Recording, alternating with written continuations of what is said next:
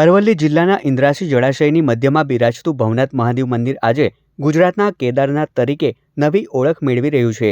જળાશયની વચ્ચેથી પસાર થતો માર્ગ અને બંને બાજુ લહેરાતું પાણી કેરળના બ્લેક વોટર્સ જેવો મનોહર નજારો સર્જે છે। મહર્ષિ ભૃગુની આ પવિત્ર તપોભૂમિમાં 5000 વર્ષ જૂનું સ્વયંભૂ શિવલિંગ પ્રસ્થાપિત છે। લોકવાયકા મુજબ અહીંના ભૃગુકુંડની માટી ચર્મરોગ મટાડવાની દિવ્ય શક્તિ ધરાવે છે। રાજ્ય સરકાર આ ધામને આધ્યાત્મિક પર્યટન કેન્દ્ર તરીકે વિકસાવી રહી છે, જ્યાં આધુનિક ગેસ્ટ હાઉસ અને સુગમ માર્ગોનું નિર્માણ કરવામાં આવ્યું છે। અમદાવાદથી માત્ર 126 કિલોમીટર દૂર આવેલું આ સ્થાન ભક્તિ અને પ્રકૃતિનું અદ્ભુત મિલન છે।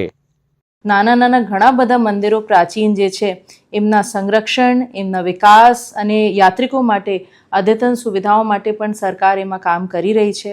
અને ખાસ કરીને જે ભવનાથ જે છે એમાં આવનારા સમયમાં યાત્રિકો માટે સુવિધાએ અને ત્યાં લોકોના જે મેળા થાય છે એમને કઈ રીતે આપણે વિકસાવીને વધારે ત્યાં લોકો આવી શકે એમના પ્રયાસ છે। 5000 વર્ષ જૂનું ભગવાન ભોળાનાથનું મંદિર છે અને હરિહરનો સમન્વય એવા ભગવાન ભુવનેશ્વર મહાદેવ અહીંયા સ્વયં પ્રગટમાન છે। અહીંયા 5000 વર્ષ ભૃગુ અને ચવન નામના બે ઋષિઓએ બહુ મોટું તપ કર્યું છે। અહીંયા ભગવાન ભુવનેશ્વર અને ચવન ઋષિની પણ અહીંયા તપસ્થલી છે। આ સ્થળ હરિહરના સમન્વયનું પ્રતીક છે, જ્યાં સદીઓ પહેલા મહર્ષિ ભૃગુએ કઠોર સાધના કરી હતી। શ્રાવણ માસ દરમિયાન હજારો ભક્તો સ્વયંભૂ શિવલિંગના દર્શન અને જળાભિષેક માટે અહીં ઉમટી પડે છે।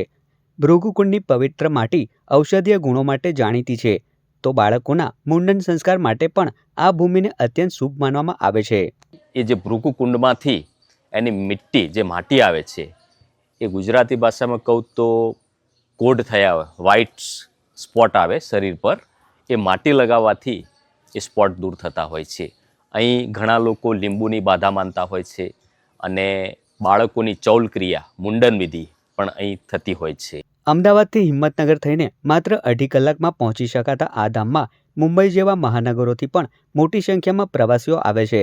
જળાશયની વચ્ચેથી પસાર થતો મંત્રમુગ્ધ કરતો માર્ગ પ્રવાસીઓ માટે મુખ્ય આકર્ષણ છે। આધ્યાત્મિક શાંતિ અને અપ્રતિમ કુદરતી સુંદરતાનો આ સંગમ અરવલ્લી જિલ્લાને પ્રવાસન નકશા પર નવી ઊંચાઈએ લઈ જઈ રહ્યો છે।